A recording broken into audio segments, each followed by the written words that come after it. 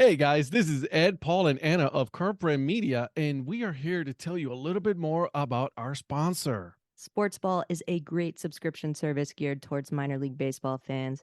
Each box features a different minor league team. You get a box every 3 months with minor league baseball gear, including different styles of hats like Ed's favorite, the dad hat. The cost is less than $12 a month. Proceeds from each box goes to More Than Baseball, the only nonprofit dedicated to the well-being of minor league baseball players. We all know that Parents' Days are coming up this summer, so if you've got a mom or a dad or a grandma or a grandpa who are particularly difficult to buy for, but you know they're baseball fans, this is the answer, guys. Meet your new favorite team at sportsballbox.com. Is there anybody there?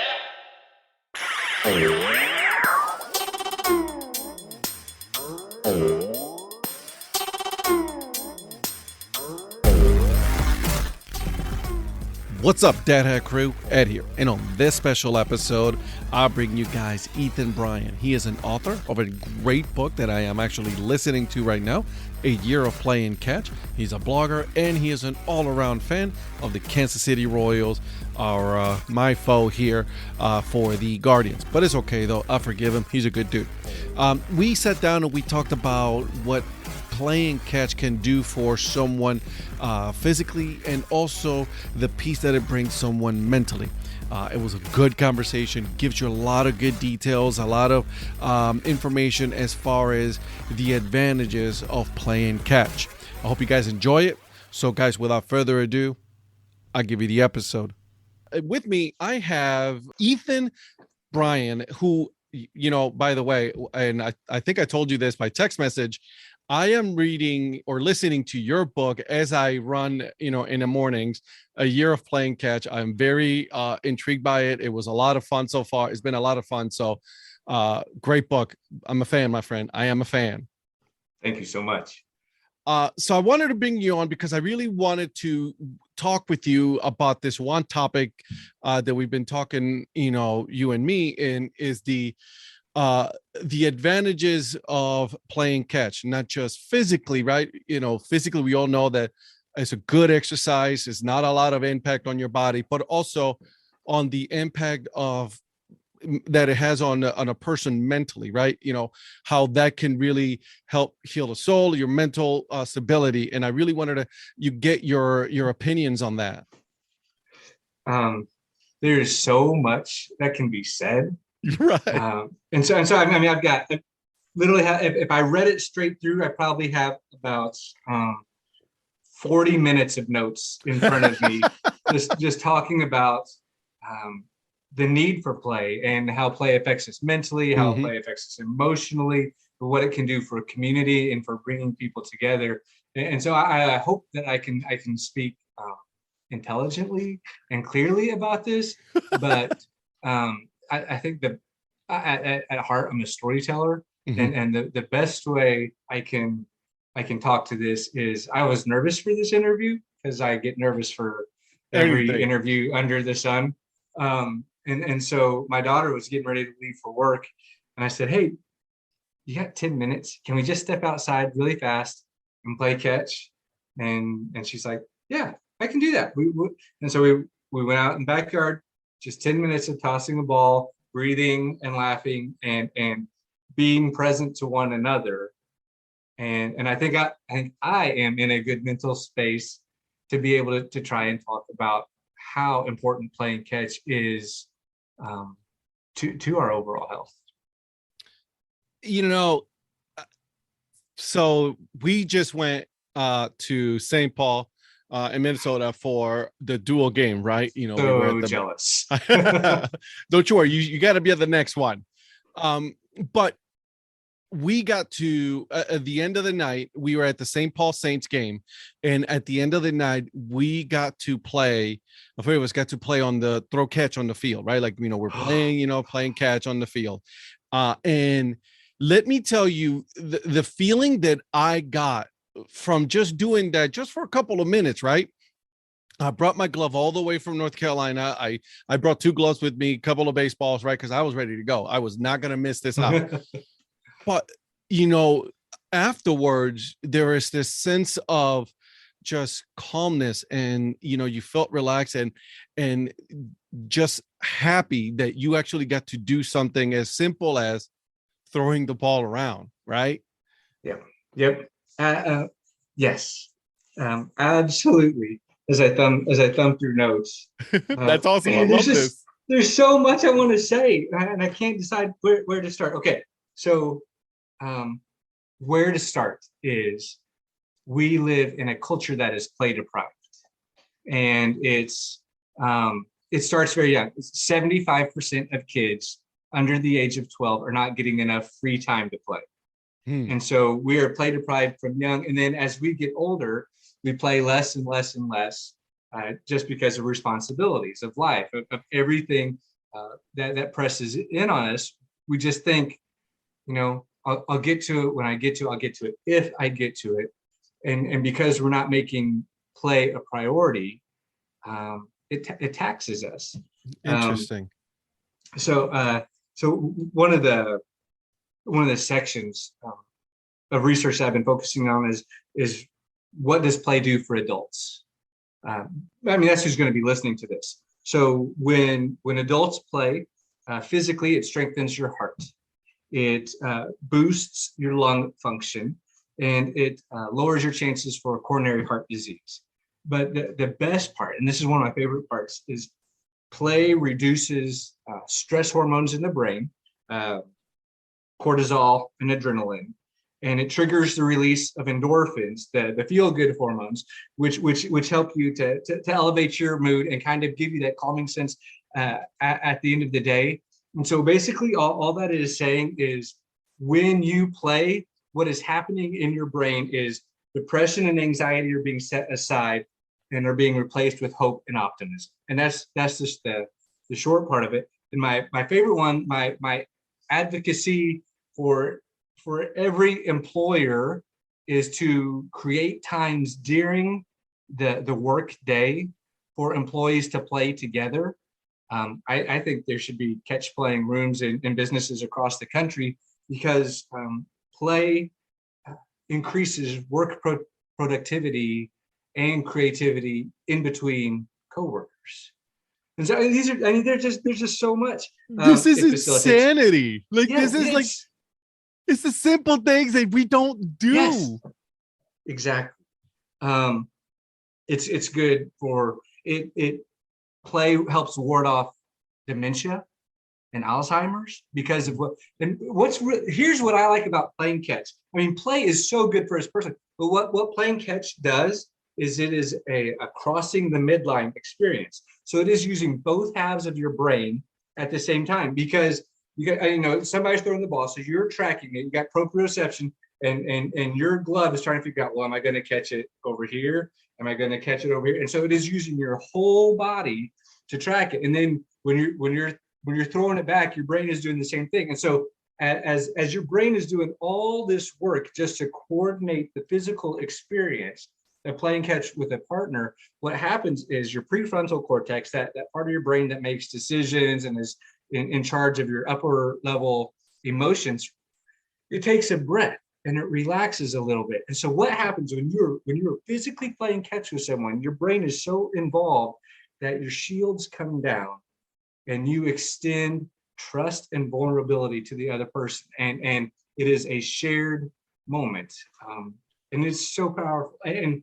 And while I could talk about it, when you get to experience it is a whole nother thing. And I just want to tell all listeners that I apologize that for some reason, all of my pets have decided to come and sit at my feet. If they want to. So I've got a cat on my left foot and a dog on my right foot. So they wanted to make their presence Absolutely known. This is great. So, and you're giving me this information. 75%. That's a huge number. And for kids, it all comes. It comes down to school, and actually, there's some really there's some scary statistics for kids. The increase of depression and and anxiety in kids, and suicide. Give me what 30 seconds, less than that, and I can. This is Let's see if I can find it. Okay. In the past 30 years, 5 to 8 times as many kids suffer from major depression and forms of clinical anxiety disorders, as was true in the early 70s and late 60s. Over the same period of time, we've seen among teenagers a doubling of the suicide rate. And then of kids under 15, a quadrupling of the suicide rate, as well as a rise in narcissism and a decline in empathy. And that's just the narcissism and the empathy makes sense. That's what play teaches us. Play is supposed to teach us how to solve problems. Play is supposed to teach us how to experience joy, how to get along with others, how to cooperate. One of the most important things of play is it teaches empathy, as to how to put yourself in another person's shoes and feel what they're feeling. And I think that's what's so good about playing catch in specific, is because when I play catch with whoever it is, almost always, I will give them the ball first. Just so I'll let them throw the ball to me, and just so my eyes can see how comfortable are they throwing the ball. interesting. And then my first throw back to them is I'm going to do everything I can to throw it soft and to throw it right at their glove side. I want to throw it away from their torso, away from their face, put it on a shoulder, and just I'm literally trying to lob the ball into their glove just to see how comfortable they are catching. And it's just more kind of that intuitive feeling part of the thing. And then just depending on their comfort level, will depend on how far we get apart, how hard we throw. And it's just part of that, putting myself in their shoes, so that the experience, it's not to blow out our arm and see how hard we can throw. The whole point of playing catch together is to get away from all these digital distractions that we have and to ground us in the moment. And I think, gosh, I could keep talking forever. One of the most important things that playing catch has taught me, that my year of playing catch has taught me, that 40 years of just being passionate and being intentional and purposeful about carrying gloves and meeting people to play catch, is it's teaching me to pay attention. Because everything about our culture is trying to distract us. Our phones and our technology has literally rewired our brains. And if we go longer than 30 seconds without getting a like, or without getting a notification or a text, then our brain starts to become anxious, and it seeks that dopamine hit and wants to do something. I need to do something. Well, what playing catch, and there's a psychologist, his name is Kurt Thompson, and what he says is, in order to rewire our brains away from that, it takes great intentional effort in activities that ground us in the moment, which is exactly what playing catch is. Yeah. It's an activity, because if you get distracted playing catch, you're going to wind up with a bloody nose. Right. You're going to bloody nose, black eye, something. You're going to hurt yourself because you're not paying attention to what's actually happening in the moment. Yeah. So you got to be in the moment, right? And you're so right about that, right? Because you're right. Listen, and I'm also guilty of this. I'm not even going to, pretend that I'm not. Right. We all are. Right. We all are guilty of, I have my phone on me all the time. I'm always checking my Twitter account, and I'm checking all of this and all of that. And my wife has told me this, and it sucks because, you know what I mean? I have a 3-year-old daughter, right? And it's like, hey, I need you to be here in the moment, right? I get it that you have your brand and all that, but I need you here with me, right? And it takes all of us to really do, be intentional about being in the moment. And what a better play than, just play catch. Yeah, exactly. And especially with your young ones, so the daughter I played catch with today was my older one. My younger one is an artist. She just makes incredible art.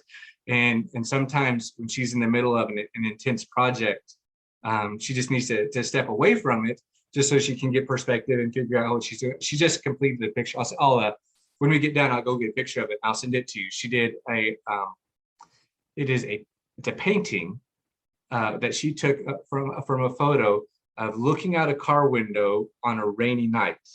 And so the focus is on the raindrops that are on the window, and then you see all the lights are behind. It's amazing. I'll send you the picture. Yeah, Anyway, absolutely. she went outside. This was probably, I don't know, 4 nights ago or whatever. And she just went outside just to get away from it. She put down her phone. She put down all her painting supplies just to go outside and breathe. And so we went outside, sat on our patio, and the dog's ball was there. And so we're probably 15 feet apart. Mm-hmm. And we just started rolling it back and forth. And we started balancing it back and forth. And then, then you lob it all the way to each other. Then you try and guess how many bounces will it take for me to get it all the way to, and, just these simple little games that you would play with any toddler. She's 17, she's almost 18 now. Mm-hmm. We're playing, sitting down on the patio on 110-degree night or whatever it was. And she said something along these lines. It's a horrible misquote. We were probably out there 15 minutes. And she just said something like, yep, playing catch is just so good. I was like, yes, thank you. Yes, I did it. That's awesome. That's awesome. And again, it's something that we just don't think about, right? And then people think it's like, obviously I'm very heavily involved in baseball, right? That's my sport and all that. But people think that like, playing catch has to do with just baseball only, which is not the case, right? Grab a football, a frisbee, a basketball, right? Throw whatever it is that you want, a tennis ball, racquetball. Yeah. As long as you're doing the activity, you're throwing it back and forth, and it doesn't have to be one-on-one, right? It is being in the moment and having that enjoyment that you get out of that, because it just brings us back to when we were kids, and it's like pure magic. The George Bernard Shaw. We don't stop playing because we grow old. We grow old because we stop playing. Yes. And it is so, it's just so good for all of us. And what's really neat, as a writer, as a storyteller, sometimes I'll get stuck in words and stuck in sentences and not be able to try and figure out the best way to say something. So, and so you go outside and play catch. Now you're grounded in this moment, and your brain is just, it cannot control, it can't focus on everything. And so this creative side of you is allowed space to breathe. And one of the neat things that play does, neat things that playing catch does, is it helps you get in this state of flow where you don't want to stop. And that's where creativity really kicks in. Mm-hmm. And I cannot tell you how many times after 15, 20 minutes of playing catch, I come back inside, I sit at my computer, and it's almost like somebody turned it on in Technicolor. And I'm like, I can't write fast enough to get these thoughts down and captured it. And it's ready for me. Your brain needed a chance to relax and to tap into it. And get away from all electronics. That's the key, right? Yeah. The key is, and listen, don't get me wrong. I'm not telling you that, your phones is bad. I'm not telling you any of that, right? Listen, I'm just as guilty as everybody else. We use it. I use it all the time. But there's times where you just got to say, all right, let's just sit outside, or let's just do something other than being on our phones and being on our tablets, because, as a society, we are feeling at that right now, Yeah. And if we just start, like you said, with this movement of just trying to get kids starting with while they're young to get them to play catch, we might just have a chance of, improving things. It's a fantastic form of connecting and therapy.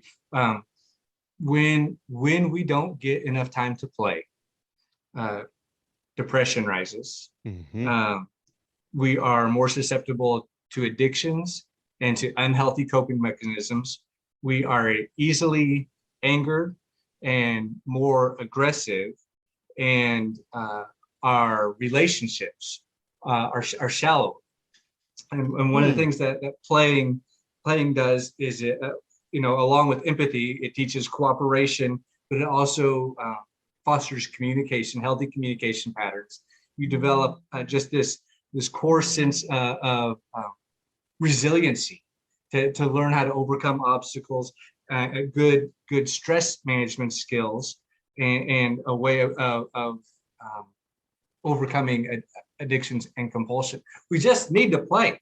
One of my favorite play therapists, his name is Dr. Peter Gray. He was doing this really long form interview, and the guy asked him, "So how often do you need to play?" And Dr. Gray just sits there and says, "How often? Every day." Yeah, every day. Every day. We have so much crap that we do instead that we could just take maybe 10, 15 minutes, out of our day to say, let's just, decompress and just go and play. Let's just go outside and play. Yes, agreed. Right. And you would think that, this is like some rocket science, but it's not. Exactly, it's not. And we make it so difficult on ourselves. Oh, another thing, it's related and unrelated. Before the pandemic, it was on the rise. Since the pandemic, it's been just shooting up. Along with being in a culture that is play deprived, we're in a culture of loneliness. And I found some of the statistics. More than a third of all Americans feel serious loneliness. Loneliness increases your risk of death by 26%. Loneliness is worse for your health than smoking 15 cigarettes a day. Yeah. And loneliness puts you at a greater risk of cognitive decline and dementia. And the loneliest generation right now is Gen Z and millennials. More than 70%, actually close to 80% of both, say that they experience loneliness regularly. And these are our digital, our highly digital, all things generations. And then there's this other guy.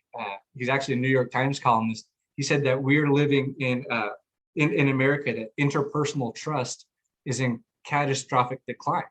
That we are being pulled away. Our loneliness is pulling us away. We've forgotten how to trust others. And he actually has a quote. Let's see if I can find it really fast. Trust can be rebuilt through the accumulation of small heroic acts, by extending an outrageous gesture of vulnerability and offering faith in other people. And he goes on to say, and what it sounds like he was saying is, go invite somebody to play with you. And I'm okay with that. Yeah. Act is what will rebuild trust in our and will help bring people together. I mean, my favorite quote now for years is, baseball brings people together in a culture of loneliness. Baseball brings people together. How is it so possible that we are so connected right now, and yet we are so not connected at all? Like, we're so lonely. Listen, I work from home, and I did this for a reason, right? I mean, it was a choice that I did. However, I take time to call my friends, my family, and all that. But I can see where someone of in a manner of saying that, like, I work from home, I don't have a choice, this is what I do. I spent 24/7 in my house without any interaction with the world. And that's crazy. You can just feel that weight.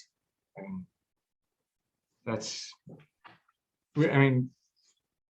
the thing that playing catch is like life, is that it's an adventure that's supposed to be shared, and it's better because of it. And, gosh, yeah. I gotta meet a friend for catch just earlier this week, and I asked him, I said, "Hey, when was the last time you threw a ball?" He said, "Do you want me to be honest?" I said, "Absolutely." He said, "It was last year when I played catch with you." I said, "Well, wow, come on. Anytime you need somebody, I'm willing." Now he works his work hours are very odd, so our schedules are not readily compatible. We would have to work at it. But I expressed to him that I'm willing, that I think this is good and healthy. Interesting. I like that. Yeah. It's it's, we work different hours. We all work crazy things, but I think you're right. I think there has to be a sense of finding the time, right? And we can, let's be honest. Yeah. A lot of us we're just lazy about it. It's like, oh, I'll do it tomorrow, and that's not a big deal. I'll get to it tomorrow. And then tomorrow comes, and then what do? We keep pushing it and pushing it and pushing it and pushing it until it's no longer there. Yeah. And that was one of the things that I looked into, was this year of playing catch experiment. Mhm. So in order to do it, I woke up knowing I have to play catch this day. I said at some point in this 24-hour period, I have to play catch. And my wife is a school teacher, and one of my jobs was I'd drive my daughters to school. It's just how it's worked for the last 10 years. Yeah. And there were so many days I'd drive them to school and like, hey, Dad, who you can play catch with today? And I was, I don't know, but I can tell you when I pick you up from school. And so it was a priority. It was something that wasn't, I'll get to it when I get to it. It was an intentional effort, but I think that effort is what to this day I think I'm still reaping benefits of it, of being able to pay attention more intensely and for longer periods of time, just because I spent 366 days throwing a ball with friends and family and strangers here and there and everywhere. I was just going to ask about that, from personal experience, right? Because you experienced this, you did this, right? You were very, purposeful about doing this very activity that we are talking about. How, in your own, experience, how did that affect you overall? The part that I allude to it a little bit in the very beginning. Mm-hmm. It was all kicked off because my artist daughter gave me a ball for Christmas. Yep. And so on January 1st, 2018, her ball is sitting on my writing desk, and I had this feeling, this self-imposed feeling that, well, I'm a writer. I need to be writing something. And I was actually working on 2 different projects, but I didn't need to really be doing anything on either one at the time. And I was honestly probably just my one foot in the door at just really being depressed. I mean, I had that weightiness and just that blah melancholy around me.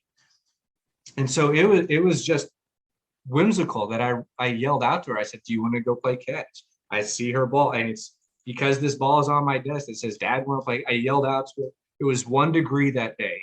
And it was so cold, and yeah, stung so much. And, I'm crying and snot's rolling down, just so cold. Right. It was that cold.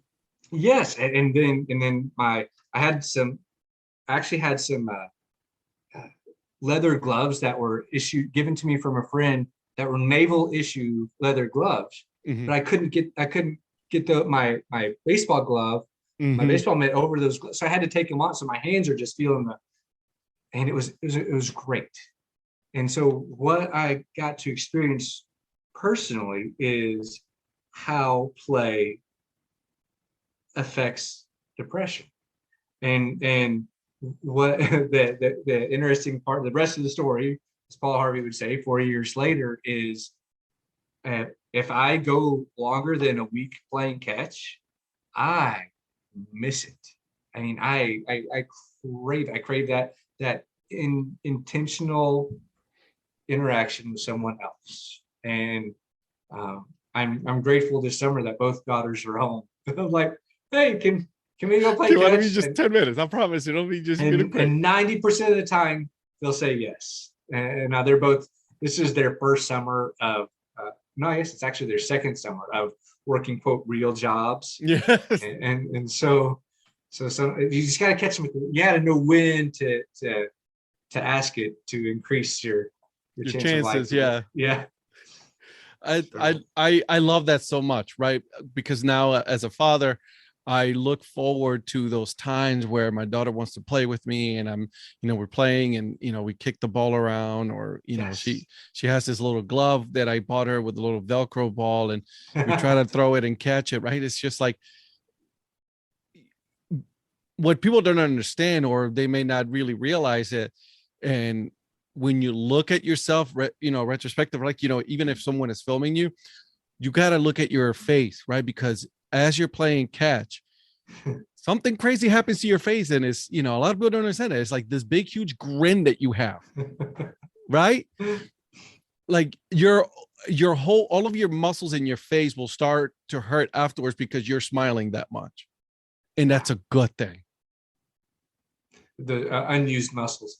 Yeah, exactly. The unused muscles that, like you said, because there's so much going on in the world, like, we're so ingrained to like these negativity and fight with people, and are just because we have differences we already hate each other because whatever. Yeah, like it doesn't have to be anything. Pick whatever it is, right? And there's such a toxic world right now that by doing the simple things that we can help remove some of that, and I think we need to get back to the simple things like playing catch, or, listen, guys, I can't believe I'm going to say this, but even go out for a walk. If you have to do something as simple, go out for a walk, but don't, put your phone in your pocket, right? Don't put your headphones on, and just enjoy what's outside, because let me tell you, it'll make a world of difference. Yeah. There's a early review of the book shortly after it published, and a very popular reviewer, and he wasn't very favorable. Mm-hmm. He said that he has grown tired of this kind of genre of writing where somebody goes and does something for a year and then writes about it. And he called it, I can't remember, something like stunt journalism or something like that. And he missed the point that I didn't plan this. This just happened. I did not plan to play catch for a year. It was an invitation that my daughters challenged me, encouraged me on. And so after reading the review, and I got Dr. Pepper and kind of consoled my soul. I reached out to him and I said, "Hey, thanks for reading the book. When would you like to meet for a game of catch?" And he replied to me, he says, "That sounds like a lot of fun." And I was like, boom, proved my point. I don't care if you like the book. The activity is what's good for us. That's amazing, right? Because listen, it's easier to be negative. It's a whole lot easier to write something, right, and be negative about it than it is to say, you know what, this is not my kind of genre or whatever, but I appreciate it for what it is. And that's hard for a lot of people to do. That's hard. And it's okay. We just gotta be the people that say, no, listen, I get it. Don't like it. That's perfectly fine. Do you still want to play catch? Exactly. Come on. That's what I want to know. Do you still want to play catch? And that's all I care about right now. I'll bring the gloves and the ball. Wherever you want to meet, I'll go. Let's do this. Exactly. Ethan, thank you so much for doing this. This has been great for so many reasons, right? Just to really shine a light on what we should be doing as people, as humans, just that we need to just disconnect for a little bit and just enjoy life, and just by its simple activity that it is playing catch. Okay, so you and me, we're going to meet for a game of catch. Agreed. And we're going to go to any stadium that you want to go to, and you can invite any major league player, past or present, to join us. Where are we going to go, and who's going to join us? Ooh, this is good. I like this. Okay. I'm here in North Carolina. So, and then you are in Missouri, correct? So it has to be somewhere, I say somewhere. It can go anywhere. Go anywhere. Oh, I like this. I don't know. This is good. Honestly, I don't know if I would invite a player, There's the rules. You have to. Okay. All right. you know who it is that I would like to invite, actually. I met him many years ago when my first go around in college. Sandy Alomar. Oh, I met him, that'd be fun. right? And now he's now he's a first base coach for the Guardians, right? And I would like to, go back and and meet him again, many years later and say, hey, listen, I met you, and then you actually, I looked up to it because I wanted to play catcher.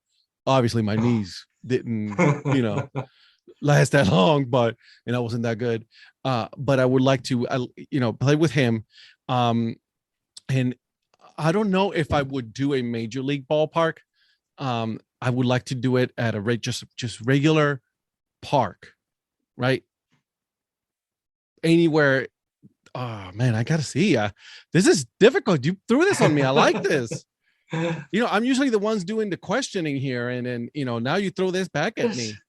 It's such a good question. It's just fun. It is. I would like to play catch at the Progressive Field and see how that works out. Now that Cleveland's general manager is a huge catch playing advocate, don't you? Mike Chernoff. Mike Chernoff, really? Yeah. We got to and get him his to play dad catch. meet for a game of catch every month, and they have been doing it. I want to say they started it when he was in college, so 20 plus years now. Wow. Every month they meet to play catch. I think we should make this happen. I think this needs to happen now. Okay. Oh yeah, I mean, let's work on this. Let's do this. Half gloves will travel. Yeah, I'll go back up there. It's an easy drive for me. How far is it? It's about 8-9 hours for me, right? So easy drive. Yeah, right. I have to leave super early in the morning in order to do it, but yeah, or just fly up there, which is a whole lot easier. Yeah, there you go. So, again, Ethan, thank you so much. We'll make this happen. We'll play catch because I definitely want to play catch. Yes. And I'm getting my old gloves worked on, so I might just bring those. Fantastic. So I had the glove I used today with my daughter was my 1940s one. It's always right by me. Love it. So we got to do that, my friend. Thank you so much. Where can people find you on social media? It's ethanbryan.com is a blog that I write on every now and then. And then I'm pretty active on Twitter. Yep. Most of the time, I'm expressing my frustration with how bad the Royals are playing. Welcome to my world. So welcome. We embrace everybody. It's I think the rule that I was told was if you've won the World Series in the last 10 years, you can't complain. So okay, we've won the World Series in the last. I can't complain. I listen. The Guardians are doing pretty good for such a young team right now. They're a scrappy team, so I will be the first one. Intense. I'll be the first one to admit. I'll say this out loud. So far, right? Because season's not done. I've been very surprised by them. They are one heck of a scrappy team. I'll say that. Steve Kwan, absolutely love the way he plays. Right? I love that. So good for them. Bad name, horrible logo, but love the team. Still, I will support them no matter what. So, thank you so much. And then I'll make sure to put everything on the notes so that way people can go ahead and reach out to you, my friend. Fantastic. Thank you. My pleasure. I hope you guys enjoyed that episode with Ethan.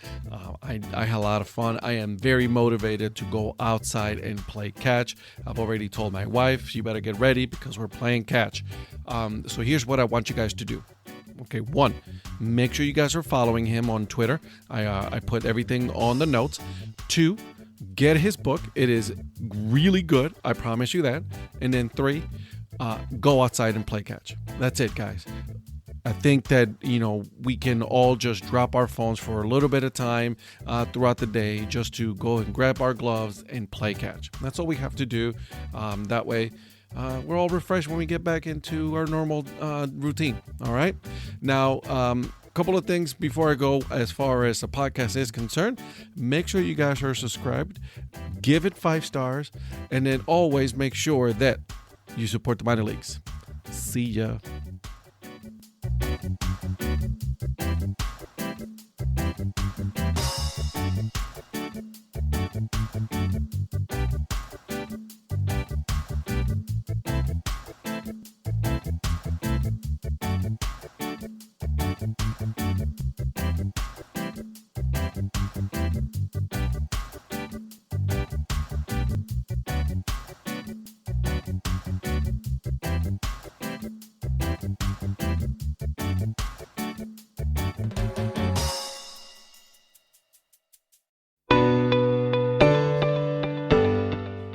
This podcast is part of the Curved Brim Media Network. Here are some of the other members of Curved Brim Media. Hi, this is Ed Rivera of the Dad Hat Chronicles. Join me as I interview people just like you and players, coaches, GMs on the path that led you to become a fan of the sport. I'm Paul Caputo, and on the Baseball by Design podcast, I talk to minor league baseball teams, designers, and other super interesting people about what these minor league baseball logos mean. And I talk a little bit about ice cream helmets. What's up, Bucketheads? I'm Anna DiTomaso, and each week on the Baseball Bucket List podcast, I speak with a different fan about their favorite baseball memories, what the game means to them, and what's left to check off on their baseball bucket list. Hey guys, this is Patrick Larson from the Minor League Baseball Hat History Series, and in every episode I go through the history of minor league teams through my personal collection of hats. You can find me on Twitter at @PatLarson1. I hope you guys enjoy. This is Patrick and Corey of BaseballMapper.com, and we have made an interactive map to help highlight all baseball teams from the majors down to collegiate summer leagues. We want to bring you closer to baseball. So get on the site and find a team near you today. Learn more about Curved Brim Media at curvedbrimmedia.com.